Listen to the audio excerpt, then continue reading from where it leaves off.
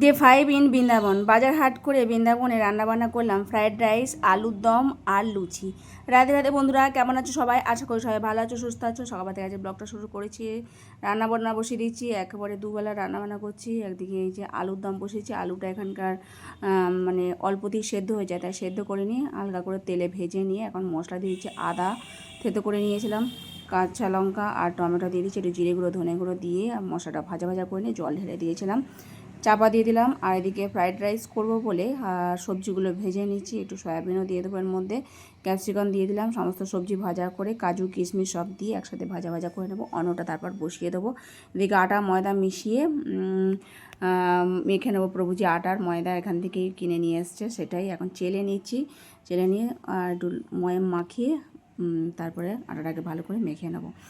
রাইসটা ওইদিকে হয়ে গেছে, তারপর সবজির সাথে মিশিয়ে নিয়ে একটু গুঁড়ো মশলা দিয়ে দেবো। আটাটা মেখে রেখে দিয়েছি। তো এইদিকে ভেজিটেবলগুলো ভাজা ভাজা হয়ে গেছে। এখন লাস্টে কাজু কিশমিশ দিলাম, একটু চিনি দিয়ে দেবো। লেচি করে নিয়েছি, এখন বেলে নেবো। তারপর সব এক এক করে লুচিগুলো ভাজবো। প্রভুজি ভাজবে, আমি এদিকে বেলে দেবো। অন্যটা ওইদিকে মাখানো হয়ে গেছে। সব একসাথে ভগবানকে সেবা দিয়ে দেবো। আর একটু রাধাকুণ্ড পরিক্রমা করা আছে, প্রসাদ পেয়ে যাব। তো লুচিগুলো গরম গরম ফুলকো ফুলকো লুচি করে নিয়ে ভগবানকে সেবা দিয়ে দিয়েছিলাম। এই যে তার সাথে শশা, এদিকে আলুর দম আর ফ্রাইড রাইস সব কিছু দিয়ে ভগবানকে সেবা দেওয়া হয়ে গেছে। এখন সকলে মিলে প্রসাদ পাচ্ছি, খুব সুস্বাদু হয়েছিল। অন্যটা এখন প্রসাদ পাচ্ছি না, ওটা দুপুরবেলা পাবো। তো ভগবানকে যেটা দিয়েছিলাম সেটাই একটু একটু করে নিয়ে নিচ্ছি সবাই থালাতে। আর গোগো জয়িতাও প্রসাদ পাচ্ছে। তারপর আমরা বেরিয়ে পড়েছি, রাধাকুণ্ড পরিক্রমা করছিলাম। ললিতা কুণ্ডের কাছে চলে এসেছি। পরিক্রমা করার পর আবার দুপুরবেলা রাইসটা পেয়েছিলাম। তো এখন প্রসাদ পাচ্ছি। বিকেলবেলাও একটু বেরোবো, সারাদিনটা একটু মানে কাছাকাছি যেগুলো দর্শন করা আছে সেগুলো একটু দর্শন করছি। এই যে এখন চলে যাচ্ছি। তবে একটা টোটো ভাড়া করে নিয়েছিলাম, কুসুম সরোবরে চলে এসেছিলাম। তো এখনও কুসুম সরোবর লাইট সিস্টেম সিস্টেমটা হয়, সেটা এখন হয়নি, সেটা সন্ধ্যের সময় হবে। তো ফেরার পথে দর্শন করব। তো তার আগে ভাবলাম একটুখানি দেখে নিই, যদি হয় কখন জানতে পারবো। তো এখনও হয়নি শুরু, সন্ধেবেলা হবে। আর যেতে যেতে দেখলাম এখানে হাট বসেছে বৃন্দাবনে। তো সেই হাট দর্শন করতে করতে যাচ্ছিলাম, ব্রজবাসীদের হাট। তারপর চলে যাই আমরা দানঘাটির কাছে। দানঘাটিকে এখানে দর্শন করবো ভগবানকে। এখানে একটা প্যারার দোকান আছে, সেই প্যারা কিনবো। মথুরার স্পেশাল প্যারা এখানে বিক্রি হয়। তো চলো আগে ভগবানকে দর্শন করে নিই। আশপাশে যেসব স্থানগুলো আছে সেগুলো দর্শন করব।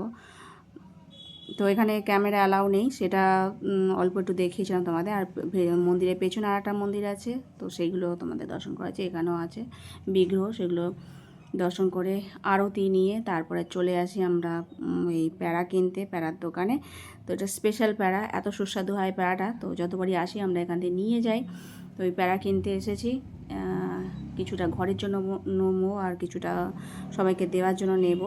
তো যাই হোক, প্রভুজি প্যাকিং করছে। এখানে ওজন হিসাবে প্যারা বিক্রি হয়, তো সেই যাই হোক। আর একটুখানি এই দিয়েছিল খাবার জন্য, এটা কিনেই নিয়েছি, তবুও খেতে সবাইকে একটুখানি পেয়ে দেখছিলাম মানে টাটকা আছে কিনা। তো এই দেখো কত সুন্দর, এরকম বাক্সে করে দেবে ওজন হিসাবে। তো এরকম কয়েকটা বাক্স নিয়েছিলাম, তো পেয়ে দেখলাম খুব মানে টাটকা, সুস্বাদু, নরম, খেতে বেশ ভালোই লাগলো।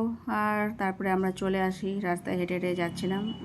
টোটোটাকে এক জায়গায় দাঁড় করিয়ে করানো আছে, সেখানেই যাচ্ছিলাম। আর এদিকে মানে পদযাত্রা হচ্ছে হনুমানে, আর সামনে জাম্বুবান নাচতে নাচতে যাচ্ছে। খুব সুন্দর, মানুষরাই সেজেছে আর এত সুন্দর মানে লাইটিং সিস্টেম, দেখতে বেশ ভালোই লাগছে। সবাই পদযাত্রায় অংশগ্রহণ করেছে, আমরা একটু দর্শন করলাম, খুব ভালো লাগলো।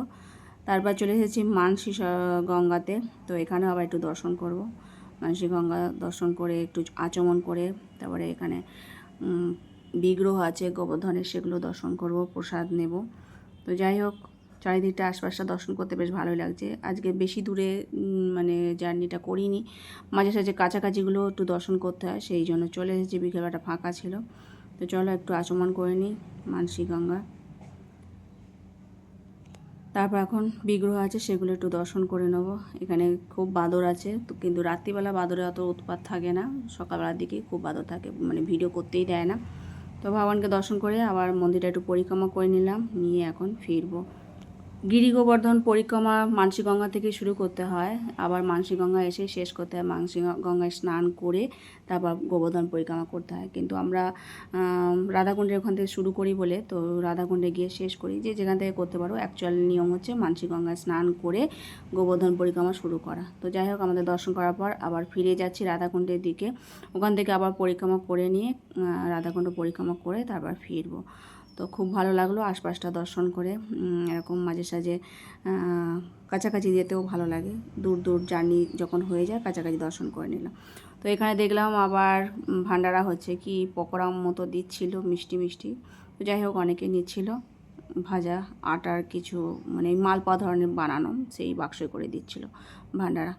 আমরা কিছুটা বাজার করছিলাম, পরের দিনের জন্য একটু কলা কিনলাম দোকান থেকে, তারপর ফিরে যাব। আর আজকের মতো ভিডিওটা এখানে শেষ করছি। সকলে ভালো থেকো, সুস্থ থেকো। হরে কৃষ্ণ।